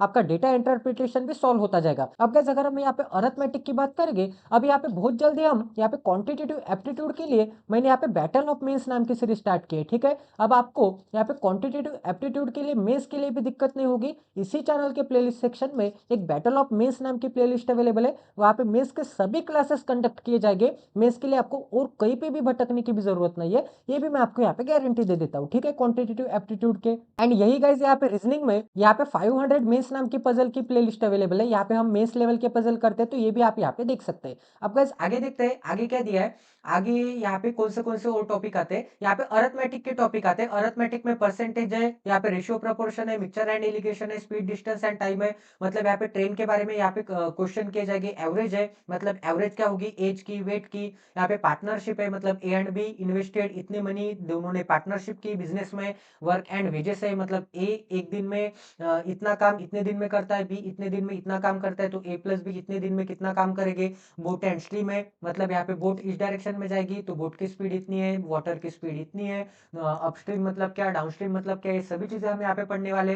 पाइप एंड सिस्टम के क्वेश्चन आते हैं, ये काफी रेयरली देखने को मिलते हैं, बट आपको कर लेना है ईच एंड एवरी टॉपिक, क्योंकि आपके मेंस में इसके ऊपर डीआई भी आ सकते हैं, डाटा इंटरप्रिटेशन भी आ सकता है। एंड गाइस यहाँ पे सिंपल इंटरेस्ट, कंपाउंड इंटरेस्ट है, ये काफी ज्यादा इंपॉर्टेंट है। प्रॉफिट एंड लॉस भी काफी ज्यादा इंपॉर्टेंट है। मेंस्टुरेशन मतलब यहाँ पे 2D एंड यहाँ पे 3D पे आता है, मतलब यहाँ पे सिलेंडर हो गया, रेक्टेंगल हो गया, स्क्वायर हो गया, सर्कल हो गया, एंड हम यहाँ पे स्पीयर हो गया। ठीक है, यहाँ पे क्यूब हो गया, सभी चीजों के ऊपर यहाँ पे मेंस्टुरेशन का टॉपिक है। यहाँ पे आपको फार्मूले रट लेने हैं। यहाँ पे परम्यूटेशन, कॉम्बिनेशन एंड प्रोबेबिलिटी, ये भी एक टॉपिक है। तो ऐसे आपको यहाँ पे अरिथमेटिक में ये सभी टॉपिक, यहाँ पे परसेंटेज से लेके ये सभी टॉपिक यहाँ पे अरिथमेटिक में आते हैं। एंड यहाँ पे ये 4 टॉपिक क्या है, ये 4 टॉपिक यहाँ पे, एंड एक अरिथमेटिक का टॉपिक, एंड अरिथमेटिक में सब टॉपिक यहाँ पे 10-12 है। ठीक है, सभी को समझ में आ गया क्वांटिटेटिव एप्टीट्यूड का सिलेबस। अब यहाँ पे अरिथमेटिक के लिए मैं यहाँ पे बेसिक से यहाँ पे फाउंडेशन बैच लेके आने वाला हूँ अनअकैडमी ऐप पे। ठीक है, यहाँ पे 50 आवर की फाउंडेशन बैच होगी, वहाँ पे हम बेसिक से यहाँ पे परसेंटेज से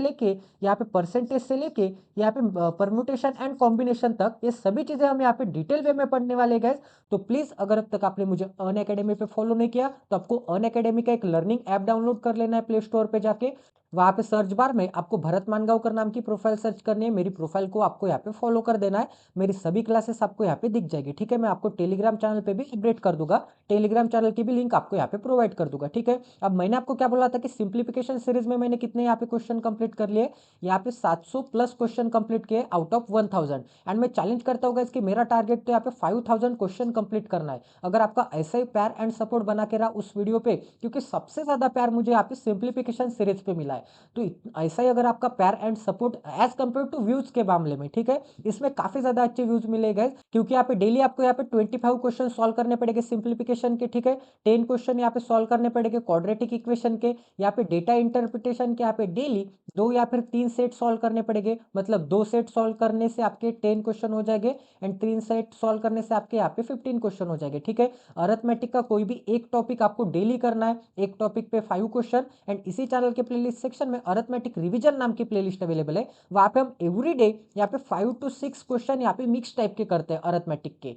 तो यहाँ पे 12 टॉपिक है, उसमें से कौन से भी टॉपिक पे आप मैं यहाँ पे 5 to 6 क्वेश्चन करवाता हूँ डिटेल एक्सप्लेनेशन के साथ, तो आपको यहाँ पे रिवीजन भी होती जाएगी, ऐसे आप यहाँ पे कंबाइन यहाँ पे सॉल्व करोगे। तो ठीक है, अब यहाँ पे पवन पाठक क्या बोल रहे हैं वो भी देख लेते हैं। ठीक है, ये क्या बोल रहे हैं, as I am following your every video and connected with the channel since 2 months, I just want to say big thank from my side.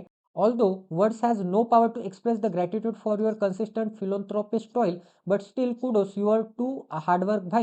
A small request I want to make that please start a pre-level 100 to 200 data interpretation set so that it will be helpful to the needy students, ठीक है, like me further. तो उसने क्या बोला कि यहाँ पे काफ़ी ज़्यादा खुश है वो, एंड काफ़ी अच्छा लगा ये सभी पढ़ के। इमोशनल हो जाता होगा इसकी, इतना अच्छा प्यार एंड सपोर्ट मैं आपको पहचानता भी नहीं, आपने मुझे देखा भी नहीं, फिर भी आप कोई दोस्ती भी नहीं है, कोई स्कूल में नहीं थे, कॉलेज में नहीं थे, फिर भी आप इतना अच्छा प्यार देते, अपना समय निकाल के इतना अच्छा टाइप करते, एंड इतना अच्छा टाइप कर रहा है वो बंदा, तो उसको वो सीरीज कितनी अच्छी लगी आप यहाँ पे देख सकते हैं। ये क्या बोल रहा है, nice puzzle, way of approaching puzzle is marvellous, keep going. अभी यहाँ पे मिस लेवल पजल के बारे में बोल रहा है, तो आप यहाँ पे देख सकते हैं। अगर हम यहाँ पे इंग्लिश की बात करेंगे तो इंग्लिश में, इंग्लिश का सिलेबस क्या है, यहाँ पे रीडिंग कॉम्प्रेशन आता है, मतलब एक पैराग्राफ आता है। तो पैराग्राफ एक तो लॉन्ग आएगा या फिर शॉर्ट पैराग्राफ आएगा, ठीक है। शॉर्ट पैराग्राफ आएगा तो आपको एग्जाम में पूरा पैराग्राफ वर्ड टू वर्ड यहाँ पे रीड करना है, ठीक है, वर्ड टू वर्ड यहाँ पे रीड करना है। लॉन्ग पैराग्राफ आएगा तो आपको क्या करना है, यहाँ पे स्कीम करना है। स्कीम मतलब क्या, ऊपर ऊपर से पढ़ना है, वर्ड टू वर्ड नहीं पढ़ना है, क्योंकि 20 मिनट में आपको 30 क्वेश्चन सॉल्व करने पड़ते हैं, ठीक है। 30 क्वेश्चन 30 मार्क के, तो बिल्कुल भी टाइम नहीं होता है आपको। वर्ड टू वर्ड अगर पढ़ोगे तो बिल्कुल भी टाइम नहीं मिलेगा। तो स्कीम कैसा है करना है, तो स्कीम मतलब क्या, स्कीम मतलब ऊपर ऊपर से पढ़ना है, जो कि आपको यहाँ पे इंग्लिश के लिए एक ही मैम को फॉलो कर दीजिए, यहाँ पे निमिषा बंसल मैम को फॉलो कर दीजिए, ठीक है। निमिषा बंसल मैम को फॉलो कर दीजिए, एकदम अच्छी मैम है गाइस, इतनी अच्छी मैम मैंने पूरे जिंदगी में नहीं देखी है, ठीक है। तो इस मैम को इंग्लिश के लिए पूरा फॉलो कर दीजिए, मुझे कुछ भी बताने की जरूरत नहीं है। यहाँ पे 120 रूल्स ऑफ ग्रामर की सीरीज अवेलेबल है इसी चैनल के, निमिषा मैम के, वो देख लेनी है आपको। यहाँ पे अचीवर सीरीज नाम की प्लेलिस्ट अवेलेबल है, वो देखनी है। यहाँ पे पैरा जंबल, यहाँ पे सीरीज अवेलेबल है, टॉप 75 पैरा जंबल। सभी जितना भी कंटेंट आपको मिल रहा है ना गाइज यहाँ पे इंग्लिश का इस चैनल पे, प्लीज देख लीजिए। निमिषा मैम काफी अच्छे मैम है, उनके 1 मिलियन सब्सक्राइबर है गाइज। 1 मिलियन मतलब यहाँ पे 10 लाख सब्सक्राइबर है, एंड जितने मेरे सब्सक्राइबर है ना उससे कई गुना ज्यादा उन्होंने यहाँ पे जॉब भी दिलवा दी है उनके एस्पेरेंट को, ठीक है। तो काफी रेस्पेक्टेड मैम है, मैं काफी ज्यादा इज्जत करता हूँ, एंड मैंने भी इंग्लिश उनसे ही सीखा है। मैं ऐसे खुद की अपनी तारीफ नहीं करता। फिल इन द ब्लैंक्स आते हैं, ठीक है। क्लोज टेस्ट आता है, क्लोज टेस्ट मतलब एक ऐसा पैराग्राफ होता है, ठीक है, ऐसा एक पैराग्राफ होता है, ब्लैंक प्लेस होती है, पैराग्राफ होता है, फिर ऐसे एक बड़ा पैराग्राफ होता है, ब्लैंक प्लेस होती है बीच बीच में, यहाँ पे ए होता है, बी होता है, सी होता है, डी होता है। एंड आपको क्लोज टेस्ट मतलब क्या, ए के जगह पे कौन सा वर्ड आएगा, बी के जगह पे कौन सा वर्ड आएगा, सी के जगह पे कौन सा वर्ड आएगा, डी के जगह पे कौन सा वर्ड आएगा, ऐसे 5 यहाँ पे ऑप्शन होते हैं, तो ए के जगह पे कौन सा आएगा आपको यहाँ पे सिलेक्ट करना पड़ता है, ठीक है। अब यहाँ पे पैराजंबल मतलब क्या, पैराजंबल मतलब एक पैराग्राफ को यहाँ पे 5 पार्ट्स में तोड़ देते हैं, ठीक है, एंड उस पार्ट को यहाँ पे शफल कर देते हैं। मतलब यहाँ पे नीचे वाला पार्ट ऊपर आ जाएगा, ऊपर वाला पार्ट नीचे आ जाएगा, तो यहाँ पे ए बी, यहाँ पे सी डी ई, ठीक है। अब आपको यहाँ पे अरेंज करना पड़ता है कि कौन सा यहाँ पे कॉम्बिनेशन लगाने के बाद ये पैराग्राफ यहाँ पे मीनिंगफुल हो जाएगा। मतलब यहाँ पे B C D E F ऐसे ऐसे आपको यहाँ पे पैराजंबल में क्वेश्चन आता है। तो आपसे क्वेश्चन में क्या बोलेगा कि यहाँ पे सेकंड पैराग्राफ कौन सा है, तो आपको सी मार्क करना है, यहाँ पे फोर्थ पैराग्राफ कौन सा है तो ई मार्क करना है, ठीक है। अब गाइस यहाँ पे वोकैबुलरी करनी है आपको, एंड एरर डिटेक्शन करने हैं। एरर डिटेक्शन के लिए आपको निमिषा मैम को ही फॉलो करना है। आपको क्या करना है, निमिषा मैम को अन अकेडमी पे फॉलो कर दीजिए। अभी तो वो अन अकेडमी पे नहीं है गाइज, बट अन अकेडमी पे उनके स्पेशल क्लासेस है, फ्री के क्लासेस है, ठीक है। स्पेशल क्लासेस पे उनके एरर डिटेक्शन के इतने ज्यादा क्लासेस मिलेंगे गाइज कि मैं आपको बता नहीं सकता। एंड वहीं पे स्पेशल क्लासेस में एवरी वेडनेसडे वो यहाँ पे परफेक्शन बैच लेती थी, ठीक है, परफेक्शन बैच लेती थी वो मैम। तो वहाँ पे आपको काफी ज्यादा परफेक्शन बैच भी मिल जाएंगे अवेलेबल, अगर आपको उनका कोर्स ज्वाइन नहीं करना है, क्योंकि अभी तो वो यहाँ पे यस बैंकर नाम के वेबसाइट पे पढ़ाते हैं। वो Ankush sir and Ashish Arora sir, ये तीनों सर काफी अच्छे गए। उनके यूट्यूब चैनल भी है, आप उसे भी फॉलो कर सकते हैं, या फिर यस बैंकर का आप सब्सक्रिप्शन भी ले सकते हैं, या फिर अन अकेडमी ऐप पे ये दोनों के यहाँ पे स्पेशल क्लासेस, फ्री के क्लासेस सभी अवेलेबल है। पेड कोर्स भी अवेलेबल है, ठीक है, आप सभी देख सकते हैं, यूट्यूब चैनल पे फॉलो कर सकते हैं। बट कोई भी पेड कोर्स खरीदने की जरूरत ही नहीं है गैस, क्योंकि यहाँ पे यूट्यूब पे इतना अच्छा कंटेंट अवेलेबल है, पीडीएफ भी इतने ज्यादा अवेलेबल है कि आपको एकदम बेसिक से हाई लेवल तक आपको पढ़ा दिया जाएगा, ठीक है। सभी को समझ में आ रहा है, किसी को कोई डाउट है? अब यहाँ पे इंग्लिश की स्ट्रेटजी क्या होनी चाहिए, सबसे पहले मैं आपको बता देता हूँ, एक सेकंड।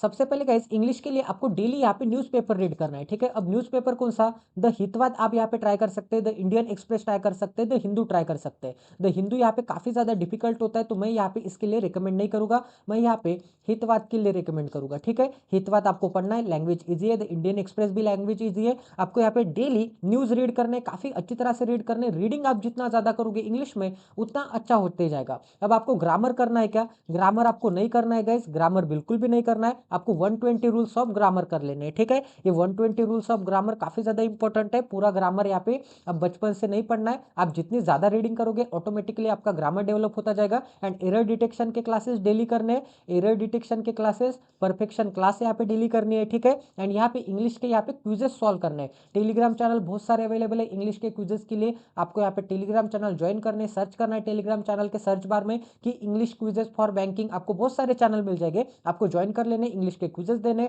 आपको स्टोरी रीड करने, आपको टेलीग्राम चैनल पे भी स्टोरी के भी काफी ज्यादा पीडीएफ मिल जाएंगे, इंग्लिश स्टोरी पीडीएफ ऐसे टाइप कीजिए, बहुत सारे चैनल आ जाएंगे, वहां पे पीडीएफ अपलोडेड है, वहां पे कोई भी पीडीएफ डाउनलोड कर लीजिए। आपको स्टोरी पढ़ना होगा, नॉवेल पढ़ना होगा, न्यूज़पेपर रीड करना होगा, कुछ भी रीड कीजिए, बट आपको डेली यहाँ पे 30 मिनट, आपको डेली 30 मिनट यहाँ पे इंग्लिश रीड ही करना पड़ेगा, ठीक है, कंपलसरी है। आप यहाँ पे एक भी क्लास मत देखिए, आप सिर्फ यहाँ पे रीडिंग भी करोगे, the Hindu, the Hitavada, the Indian Express, तो भी आपका पेपर क्लियर होता जाएगा, ठीक है। तो सभी चीजें आई होप कि मैंने आपको यहाँ पे समझा दी होगी। तो आपको यहाँ पे general awareness and current affairs आपको मार्च मंथ से स्टार्ट करने हैं। अभी से आप यहाँ पे स्टार्ट कर सकते हैं, बट अभी आपको यहाँ पे सिर्फ 20 मिनट ही देने हैं। एंड मार्च से आपको डेली 1 आवर देना है, ठीक है, क्योंकि मार्च से 6 मंथ का आपको करंट अफेयर काफी अच्छी तरह से करना पड़ेगा। एंड आपको वीकली रिवीजन करनी पड़ेगी, यहाँ पे करंट अफेयर के एमसीक्यू देने पड़ेंगे, ठीक है, क्विजेस देने पड़ेंगे, करंट अफेयर के शॉर्ट्स की यहाँ पे पीडीएफ मिल जाएगी। आपको अफेयर्स क्लाउड्स नाम का एक वेबसाइट डाउनलोड कर लेना है, वहाँ पे काफी अच्छा कंटेंट होता है। अफेयर्स क्लाउड का टेलीग्राम चैनल ज्वाइन कर लीजिए, वहाँ पे करंट अफेयर के लिए बहुत सारे एस्पायरेंट फॉलो कर देते हैं। तो प्लीज गाइस, अगर आप इस चैनल पे नए हैं, अगर आपको ये इन्फॉर्मेशन काफी ज्यादा अच्छी लगी होगी, तो आप प्लीज यहाँ पे इस चैनल को सब्सक्राइब कर दीजिए। इस चैनल के प्लेलिस्ट सेक्शन में काफी ज्यादा यहाँ पे क्वालिटी का कंटेंट अवेलेबल है, तो प्लीज वो एक बार देख लीजिए। आप एक बार देख लीजिएगा, ट्रस्ट कीजिए, आपको कोई भी अदर सोर्स को फॉलो करने की जरूरत नहीं है। एंड कोई भी अदर सोर्स को फॉलो करने की जरूरत होगी तो मैं खुद आपको बता दूंगा, आपका नुकसान नहीं करूंगा। मैं खुद आपको बता दूंगा कि इससे अच्छा कंटेंट आपको उस चैनल पे मिल जाएगा, या फिर ये टॉपिक मैंने कवर नहीं किया है तो आपको इस चैनल पे, इस यूट्यूब के चैनल पे वो टॉपिक के लिए आप वहां पे फॉलो कर दीजिए, ऐसे बोलूंगा। बट जितने टॉपिक के वीडियो यहाँ पे अवेलेबल है ना गाइस, उतने टॉपिक के वीडियो प्लीज आप एक बार देख लीजिए, ट्रस्ट कीजिए। आपको इतना ज्यादा फायदा होगा, अगर आपने एक बार यहाँ पे देख ली, विजिट कर ली, तो आप कभी भी नहीं छोड़ोगे, कभी भी मिस नहीं करोगे, इसकी गारंटी मैं देता हूँ गाइस, ठीक है। तो मिलते हैं अगले सेशन में। जय Shri Ram, stay tuned with us, till then take care and love you guys.